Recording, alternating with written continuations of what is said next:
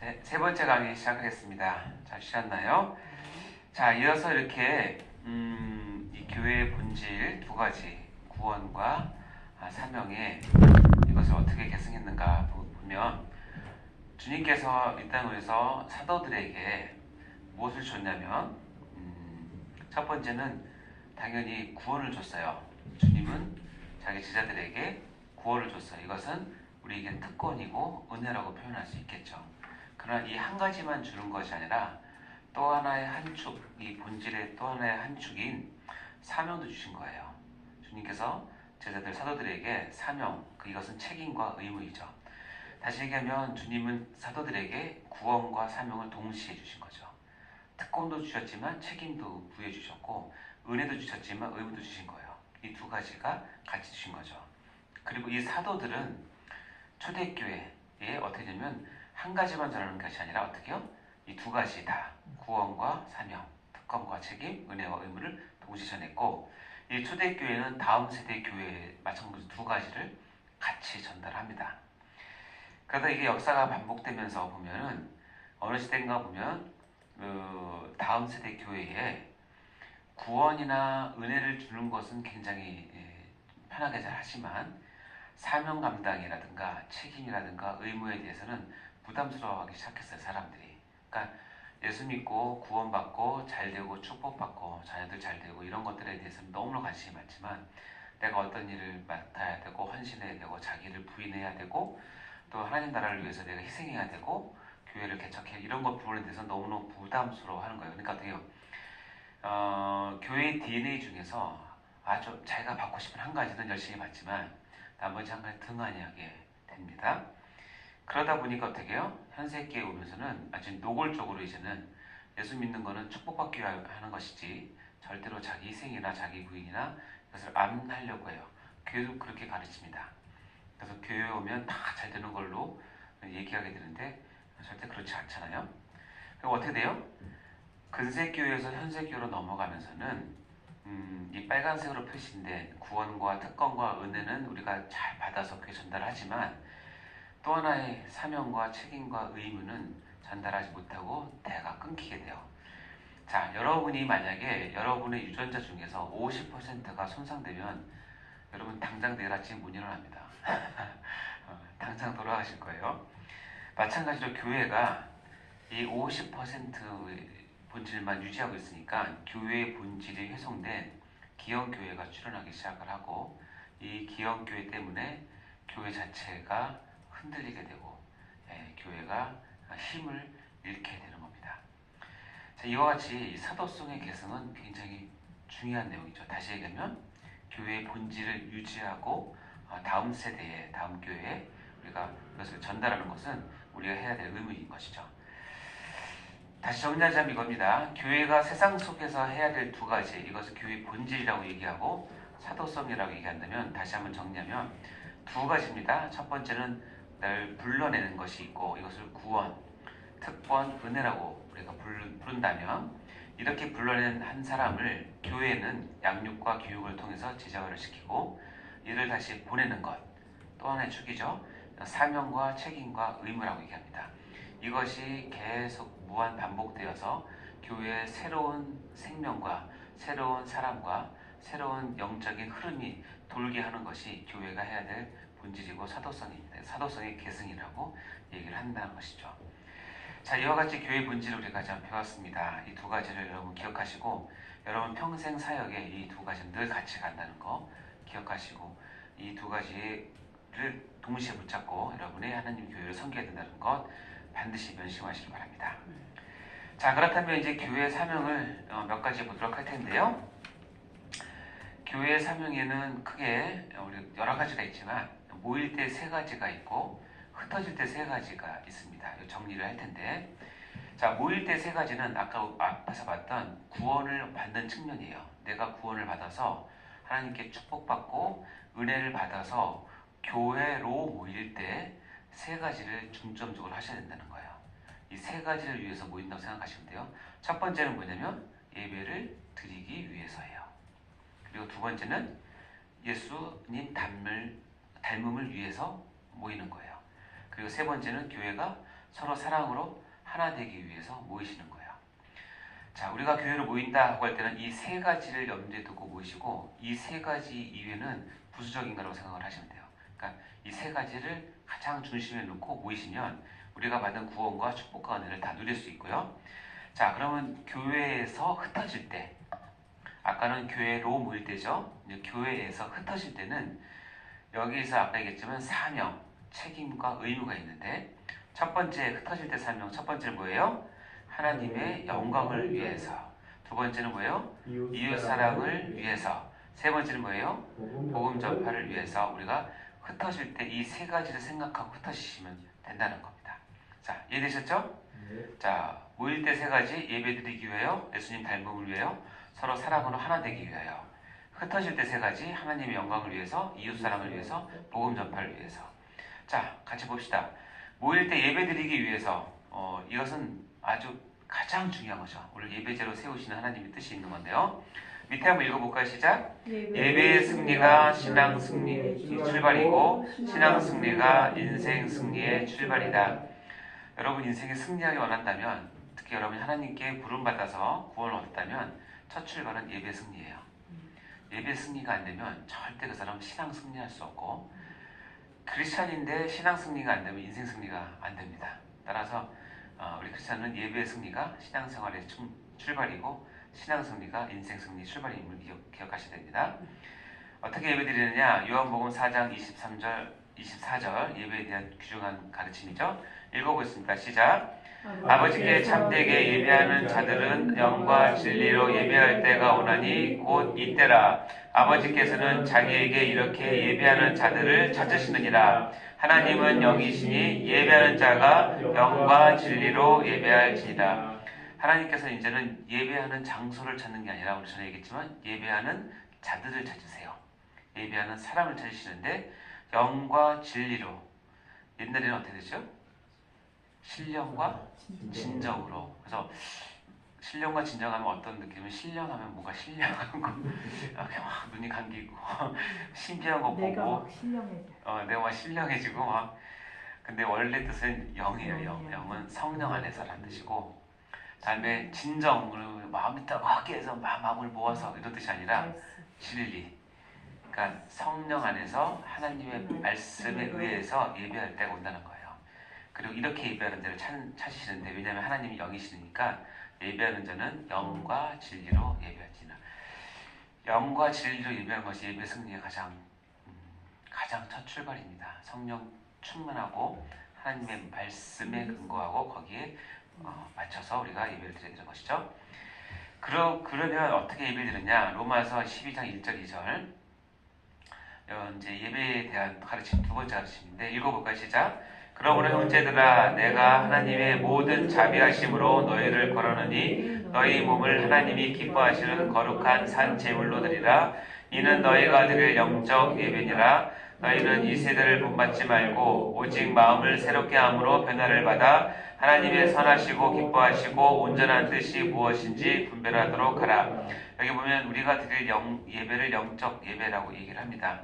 물론 예배는 어떤 정해진 시간에 정해진 장소에서 어떤 정확한 순서를 가지고 예배 드리는 것도 물론 중요하지만, 로마서에서는 뭐냐면 영적 예배를 강조를 해요. 영적 예배를 드리는 방법은 뭐냐면 너희 몸을 하나님이 기뻐하시는 거룩한 산 제물로 드리는 거예요. 그래서 중요한 것은 너희 몸이에요. 몸이라고 하는 것은 우리 손에 만져지는 이것을 얘기하는 거고서, 이것은 어떤 것을 제휴하냐면 우리의 삶을 얘기해요. 실제적인 삶. 우리 실제적인 삶을 하나님이 기뻐하시는 거룩한 산 제물로 드리는 거예요. 구약의 제물은 죽여야지만 제물이 되지만 신약의 제물은 살아있는 제물로 제물을 드려요. 뭐냐면 구약은 속죄, 대속을 뜻하는 예표이기 때문에 다 죽여서 드렸지만, 이것을 누가 완성하냐면 예수 그리스도가 완성하셨고, 그 예수 그리스도가 완성하신 구원을 받은 우리는 뭐냐면 우리의 생활 하나하나를 하나님께 드려지는 살아있는 제물로 드리라는 거예요. 자, 살아있는 제물로 드리면 어떻게 드려야 될까요? 성경책을 항상 옆에 끼고 항상 입에서 찬송가만, 물론 좋지만 여기 보면 녹색으로 표시된 세 가지를 하시면 돼요. 너희는 이 세대를 본받지 않는 것이 영적인 예배를 드리는 첫 번째예요. 이 세대를 세상에 우리한테 보여주는 그 달콤한 것들, 유혹하는 것들을 본받지 않는 거예요. 마음을 새롭게 함으로 변화를 받는 거예요. 성령 안에서 내 마음이 변화를 받아서 하나님의 선하시고 기뻐하시고 온전한 뜻이 무엇인지 분별하면서 드리는 예배가 영적 예배예요. 이 세대를 본받지 않고 마음을 변화를 받아서 하나님의 뜻이 무엇인지 분별하면서 사는 삶이 하나님 보시기에는 영적 예배를 드리는 삶이에요. 이렇게 예배를 일주일 내내 드리다가 하나님께 정해진 그날, 주의 날, 주일에 하나님께서 공적으로 면하신 예배 시간에 참석을 하셔야 돼요. 이것만 강조하면 어떤 사람들은 또 이게 공적 예배를 우습게 하는데 절대 그렇지 않아요. 하나님은 우리 연약함 아시기 때문에 일주일 6일 동안 이 세상에서 영적 예배를 드리면 제대로 영적 예배를 드리는 사람은 반드시 피곤하고 반드시 영적인 갈망이 생기고 영적인 그 스크래치가 많아요. 상처가 많거든요. 그럼 그걸 어디서 해결하냐면 하나님께 마련하신 공적 예배 시간에 가서 성도들과 같이 하나님의 나를 드리는 거예요. 그러면 영적 예배의 마지막 포인트는 뭐냐면 공적 예배를 통해서 같이 드리는 거예요. 두 가지가 같이 가셔야 됩니다. 일주일에 한 번 모이기가 너무 아쉽다. 그러면 수요 예배에 가셔서 하시면 됩니다. 너무 좋죠? 수요 예배 하기도 너무 아쉽다. 금요 차례 있습니까? 교회 금요 차례 가서 기도 더 하시고 그래도 난 너무 하나님 너무 그리워하면 새벽 예배 나가셔서 기도하시면 됩니다. 네, 가끔 주셔도 괜찮습니다. 자, 영적 예배는 바로 이런 것이라는 것.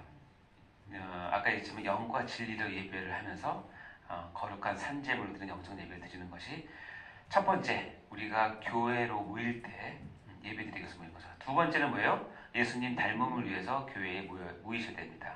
자, 교회에 모여서는 예수님 닮는 것, 즉 양육과 교육과 제자됨, 특히 우리 인격, 성품을 서로 나누고 교제하고 하기 위해서 모이는 것이죠. 밑에 읽어볼까요? 시작. 제자는 태어나는 것이 아니라 만들어지는 것이다. 그래서 메이크라는 동사를 씁니다. 메이크 디사이플이라서 제자는 태어나는 것이 아니라 만들어지는 것이기 때문에 이 만드는 것을 어디서 만드냐면 교회 안에서 쭈물떡 하는 거야. 그러니까 교회는 반드시 예수님 닮음을 교육할 수 있는 양육 프로그램, 교육 프로그램들이 있으셔야 돼요.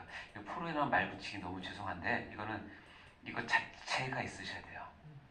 꼭 프로그램이 아니더라도 예를 들어서 내가 저 장로님과 교제를 하면 예수님 닮음이 막 느껴지고 배워지고 내가 저 권사님과 이야기하고 교제를 하면 다시 한번 거룩한 욕심이 생기고 열심이 생기고 이런 자연스러운 것들이 있어야 된다는 거예요.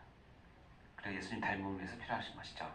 자, 읽어볼까요? 에베소서 4장 13절 시작.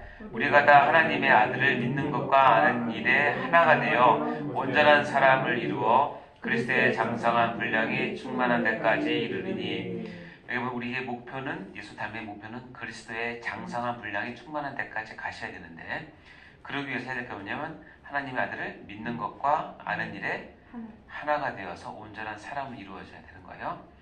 여러분 저번에 배운 거 기억나십니까? 믿는 것을 A라고 하고 아는 것을 B라고 한다면 온전한 사람은 A 다시예요. 즉 믿음과 행함이 분리가 될 수 없는 온전한 하나가 되었을 때 A 다시 참 믿음, 구원 얻는 믿음이 되는 거죠. 믿는 것 A, 아는 것 B, 온전한 사람 A 다시라고 하면 그리스도의 장성한 분량이 충만한 데까지라는 것은 A 다시를 얘기하는 거죠. 이해되시죠? 네. 로마서 14장 7절 8절. 그래서 이런 고백을 여러분 꼭 했으면 좋겠습니다. 저도 이 고백을 하면서 살고 싶고 여러분도 이런 고백을 하면서 같이 사십시다. 맞죠? 여러분 같이 합시다. 아이고 반응이 시원찮아. 예, 유튜브 보시는 분들 유튜브 아니라 영상 보는 우리 원어들도 큰 소리를 읽어봅시다. 로마서 14장 7절 8절 시작. 우리 중에 누구든지 자기를 위하여 사는 자가 없고 자기를 위하여 죽는 자도 없도다. 우리가 살아도 주를 위하여 살고 죽어도 주를 위하여 죽나니 그러므로 사나 죽으나 우리가 주의 것이로다. 아멘. 네. 너무 감동스럽지 않습니까? 네, 우리가 살고 싶은 마음이 정말 있는데 합시다 같이. 그래 죽어봐야 1900개 더 갑니까? 그죠? 이 고백이 정말 우리 각 사람의 고백이 되었으면 좋겠습니다. 산화주부나 우리가 주실 것입니다. 자, 그리고 이렇게 모였을 때 세 번째는 뭐냐면 서로 사랑으로 하나 되기 위해서 모여야 된다는 것입니다. 하나님 안에서 만날 때 비로소 참된 일체감을 누릴 수 있게 되는데요. 교회의 하나됨은 삼위일체 하나님의 명령이세요. 삼위일체 하나님은 한 분 하나님이시지만 세 위격이 계신 하나님이세요. 근데 그분은 한 번도 일체가 안 된 적이 없어요. 그렇게 삼위일체 하나님께서 우리에게 뭐라고 말씀하냐면 우리가 하나 된 것 같이 너희도 하나 되게 하려고 너희를 불렀다고 얘기를 해요. 하나님께서 교회를 부르신 목적 첫 번째 중에 하나는 뭐냐면 삼위일체가 하나인 것 같이 교회도 하나 되게 하기 위해서 부르셨다는 거예요. 그러니까 교회의 하나됨은 굉장히 중요한 우리 의무입니다. 그래서 교회의 하나됨을 깨는 행위는 삼위 하나님을 나누는 행위와 동일합니다. 그래서 하나님이 제일 싫어하십니다. 그래서 교회에서 혹시 여러분이 교회 분열을 일으킬 만한 위치 자꾸 쓰게 되면은 얼른 빠져나오셔야 되고 피하셔야 됩니다. 그렇게 하시면 차라리 손해보고 교회 하나됨을 지키시기 바랍니다. 왜냐면 교회의 깨진 분열은 하나님께서 가장 싫어하시는 것이에요. 왜냐면 교회는 하나님 것인데 하나님은 삼위일체 하나님이기 때문에 그래요. 아멘? 잊지 마시기 바랍니다. 여러분 절대 교회 분열하는 자리 쓰시면 안 되고 일단 담임 목사님 보필하세요. 네, 잘못했다고 하더라도 그건 하나님께서 처리하시니까. 그래서 교회의 하나됨을 지키셔야 됩니다. 에베소 4장 2절 3절 읽어볼까요? 시작! 모든 겸손과 온유로 하고 오래 참음으로 사랑 가운데 서로 용납하고 평안에 매는 줄로 성령이 하나 되게 하신 것을 힘써 지키라. 하나 되게 할 때 이게 쉽다기보다는 이게 우리에게 필요한 것들이 있는데 겸손, 온유, 오래 참음, 사랑, 용납, 평안에 이런 덕목들이 우리가 정말 붙잡아야 성령님께서 이미 하나 되게 하신 그것을 우리가 힘써 지킬 수 있다는 거예요. 이건 그냥 얻어지는 것이 아니라 우리가 교회의 하나됨, 성령께서 하나 되게 하신 그것을 지켜내는 데는 모든 겸손, 온유, 오래 참음, 사랑 가운데 서로 용납하고 평안에 매는 줄로 꽉 잡아야 삼위일체 하나님께서 허락하신, 명령하신 교회의 하나됨을 지켜낼 수가 있다는 것이죠. 그래서 교회가 하나 될 때 교회가 가장 아름답고 교회가 가장 능력이 생기고 그 교회를 통해서 하나님께서 일을 하십니다. 아셨죠? 자, 모일 때 세 가지 다시 한번 읽어볼까요? 시작! 예배를 드리기 위하여, 예수님 닮음을 위하여, 서로 사랑으로 하나 되기 위하여. 기억나시죠? 자, 다음 이제 흩어질 때, 교회에서 흩어질 때 세 가지를 생각하시고 교회에서 흩어지시면 됩니다. 첫 번째 하나님 영광을 위하여, 두 번째 이웃사랑을 위하여, 세 번째 복음 전파를 위하여. 다시 얘기해서 우리가 교회에서 나가서 세상 가운데 들어가서 하나님의 통치권을, 하나님 나라를 선포하며 살 때 하나님 영광을 위해서, 그리고 교회의 이웃을 사랑하고 그들을 전도하기 위해서, 다음에 세 번째 복음 전파를 위해서, 이 세 가지를 가지고 가는 것이 교회의 사명, 특히 DNA 중에 한 축인 사명을 감당하는 것이죠. 하나님의 영광을, 웨스터민스터 소요리 문단 제1항은 다 아시죠? 질문이 이겁니다. 인간의 최고 목적은 무엇입니까? 여러분 대답해 보세요. 시작! 인간의 최고 목적은 하나님을 영원롭게 하고 영원토록 하나님을 즐거워하는 것입니다. 야, 우리 이것도 고백이 되었으면 좋겠습니다. 내가 이 땅에 태어난 최고의 목적은 하나님을 영원롭게 하고 하나님께 영광을 올려드리고 영원토록 하나님으로 인해서 즐거워하는 것. 아이고 너무 좋죠? 그래서 고린도전서 10장 31절 이렇게 표현합니다. 시작! 그런즉 너희가 먹든지 마시든지 무엇을 하든지 다 하나님의 영광을 위해서 하라. 아멘.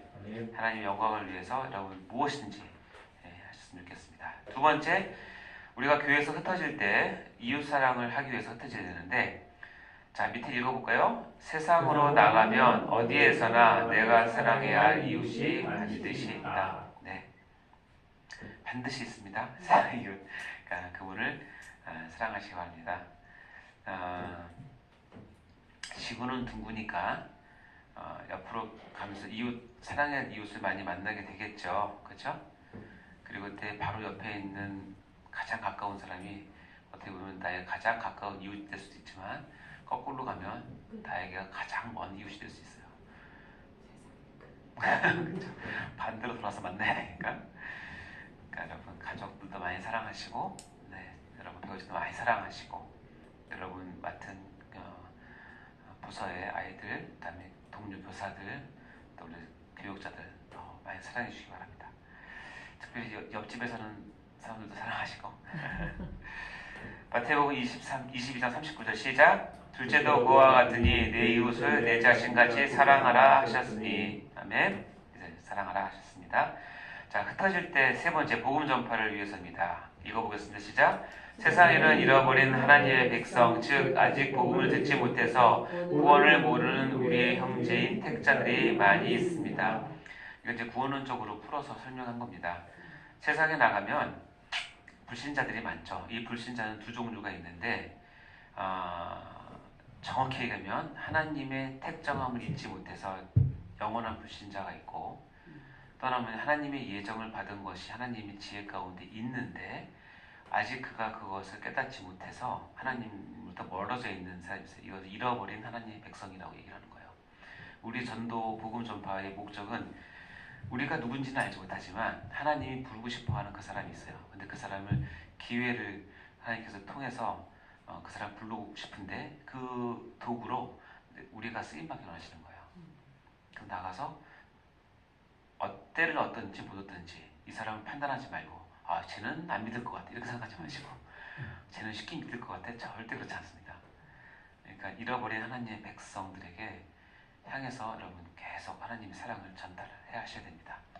단지 우리 눈에는 그게 누군지 모를 뿐이죠. 그러니까 끝까지 하시면 됩니다.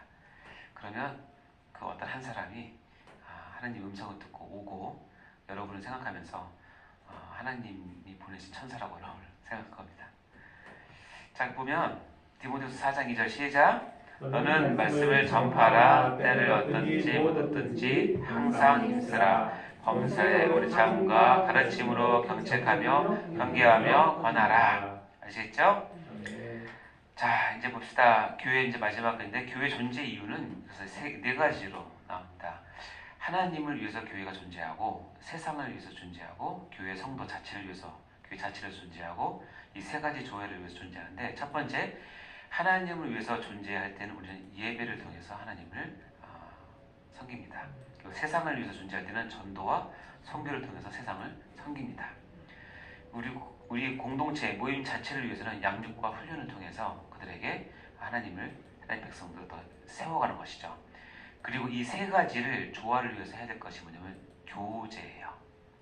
교제는 그래서 중요한 교회의 4대 의무 중에 하나인데, 왜냐하면 이 세 가지를 함에 있어서 성도의 교제가 빠지면 뻑뻑하고 힘들고 하나님의 회복이 안 되기 때문에 참된 교제는 우리가 모여서 아메리카노와 커피를 먹고 과자 먹는 정도가 아니라 뭐가 되냐면 이 교제를 통해서 예배가 회복되고 전도와 선교가 회복되고 양육과 훈련이 회복되는 교제가 되는 거예요. 교제의 목적은 이것을 부드럽게 잘하고 원활하게 돌아갈 수 있도록 해주는 것이 성도의 교제입니다.